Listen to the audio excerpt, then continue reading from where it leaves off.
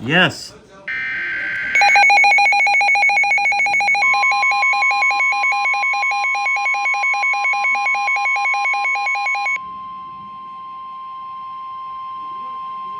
The National Weather Service in Topeka has issued a severe thunderstorm warning for northeastern Potawatomi County in northeastern Kansas, southwestern Nemaha County in northeastern Kansas, southeastern Marshall County in northeastern Kansas, until 9 p.m.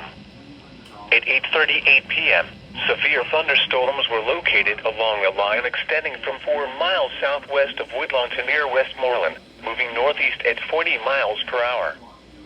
Expected hazards include 60 miles per hour wind gusts. This is a radar-indicated threat.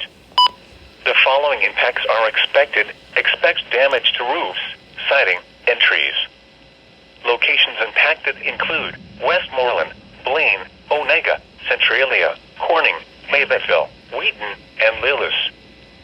For your protection, move to an interior room on the lowest floor of a building.